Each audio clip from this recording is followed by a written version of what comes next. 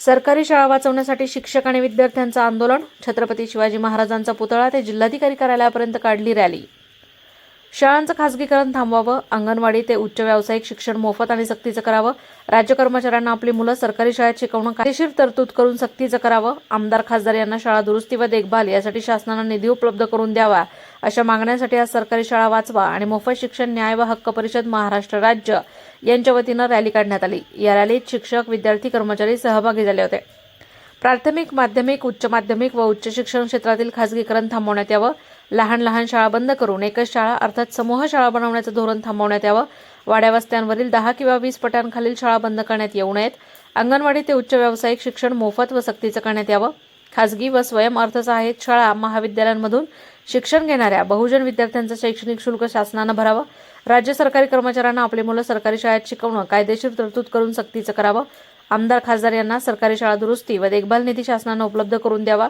शिक्षण विभागातील सर्व रिक्त पदे लवकरात लवकर भरण्यात यावेत. या आणि अशा अनेक मागण्यांसाठी आज सरकारी शाळा वाचवा व मोफत शिक्षण न्याय व हक्क परिषद महाराष्ट्र राज्य यांच्या वतीनं जिल्हाधिकारी कार्यालयावर रॅली काढण्यात आली. यावेळेला अनेक शिक्षक, कर्मचारी, विद्यार्थी या रॅलीत सहभागी झाले होते.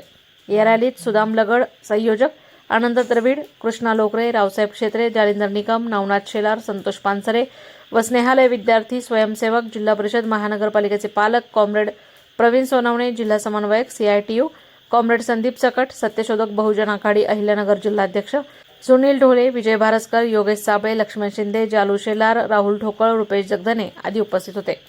प्रतिनिधी राहुल आंग्रे, अहिल्यानगर.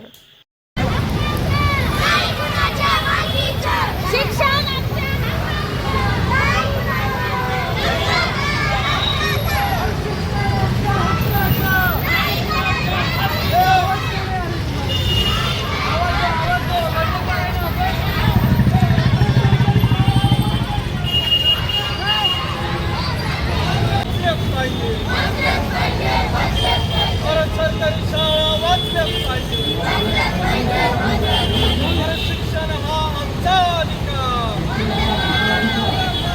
शिक्षण हा आमचा अधिकार. आज दिनांक 20 सप्टेंबर 2025 रोजी आम्ही दुपारी 2 वाजता शिवाजी महाराज पुतळा माळेवाडा इथून ह्या रॅलीची सुरुवात केली. Doctor Babasaheb Ambedkar market yard पुतळा, बांबू गल्ली आणि नियोजन भवन येथे आम्ही आज रॅली संपन्न केली. रॅलीचा मुख्य उद्देश हा आहे की आज खाजगीकरण शिक्षणामध्ये होत आहे. गोरगरिबांच्या मुलांना शिक्षण घेणं परवडत नाही. आज 20 पटसंख्येपेक्षा ज्या कमी शाळा आहेत प्राथमिक, त्या गव्हर्नमेंट हळूहळू बंद करत आहे.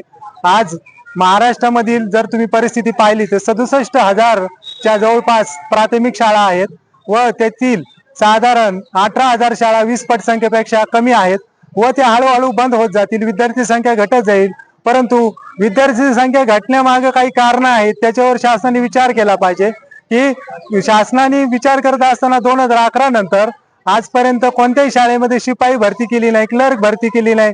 आज महाराष्ट्रातील साधारण 40% केंद्र प्रमुखांच्या जागा रिकाम्या आहेत, त्या भरणं गरजेचं आहे, जेणेकरून केंद्र प्रमुखांना जास्त लोड येणार नाही. शिक्षकांवर सुद्धा खूप काही दडपण आहे, खूप काही निर्बंध आहेत, त्याला सुद्धा गव्हर्नमेंटने कुठेतरी त्यांना त्याच्यातून निर्बंध हटवून त्यांना मनमोकळेपणाने काम करून दिलं पाहिजे. 133 प्रकारचे शिक्षकांना काम दिले जातात शासनाकडून वर्षभर. त्याच्यामुळे शिक्षणाचा दर्जा घसरत चाललेला आहे.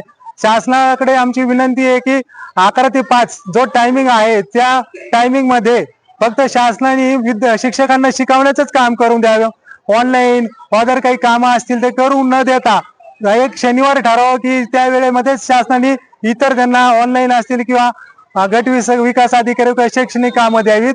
यामुळे हे होणार आहे की आपल्या सरकारी शाळेचा दर्जा वाढत जाणार आहे. सरकारने आज जर तुम्ही पाहिलं महाराष्ट्रातील बऱ्याचशा शाळांमध्ये आज ज्या इमारती आहेत त्या खूप निकृष्ट दर्जाच्या आहेत, अस्वच्छता आहे.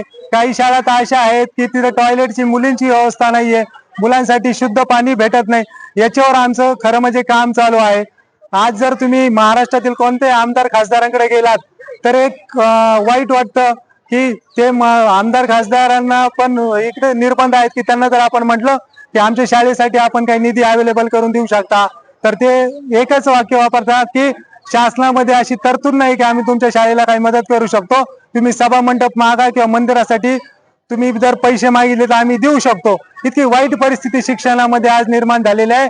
आपल्या महाराष्ट्रामध्ये शिक्षणावर 6% खर्च होणं अपेक्षित आहे, परंतु आज 2.6% फक्त शिक्षणावर खर्च होत आहे. त्यामुळे शासनाकडे आमची मागणी आहे की तुम्ही खाजगीकरण थांबवा आणि ज्या खाजगी संस्थांना तुम्ही परवानगी देता त्या थांबवा आणि खाजगी संस्थेचे सुद्धा इन्स्पेक्शन करा, जेणेकरून खाजगी संस्थेमध्ये जे चुकीचे काम होत आहेत त्यांना ज्या पद्धतीने शिक्षण मुलांना मिळतंय त्या जर तुम्ही सरकारी शाळेतल्या शिक्षकांच्या डिग्र्या पाहिल्या, MA BEd PhD शिक्षक DEd शिक्षक असतात, परंतु जर खाजगी शाळेतले जर शिक्षक तुम्ही पाहिले तर 12वी पास मुलं तिथं शिकवतात. याच्यावर कुठेतरी गव्हर्नमेंटने कंट्रोल केलं पाहिजे आणि शिक्षणाचा खर्च वाढवून सरकारी शाळा कशा कॉर्पोरेट करता येईल किंवा सगळ्या सुविधा कशा देता येतील.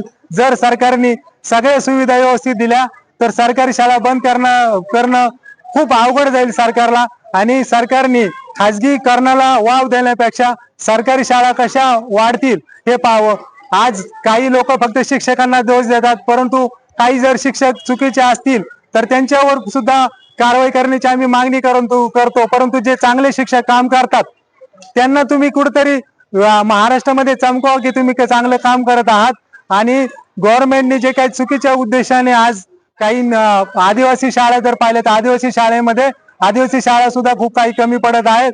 तिथं अधीक्षक असतील किंवा काही कंट्रोल ज्या प्रमाणात पाहिजे आदिवासी विभागामध्ये निकृष्ट दर्जाचं जेवण असेल किंवा इतर काही सुख सुविधा भेटत नाहीत. अशा 11 प्रकारच्या मागण्या आम्ही कलेक्टर साहेबांना निवेदन दिलं आहे. कलेक्टर साहेबांचे PA साळवे साहेब इथं आले आणि आम्ही त्यांना निवेदन दिलं आणि त्यांनी स्वीकारलं आणि त्यांनी आम्हाला आश्वासन दिलंय की आम्ही हे कलेक्टर साहेबांमार्फत तुमच्या जे काही मागण्या आहेत त्या राज्य शासनाला पोहोच करू आणि आम्ही ही रॅली संपन्न करत आहोत. धन्यवाद.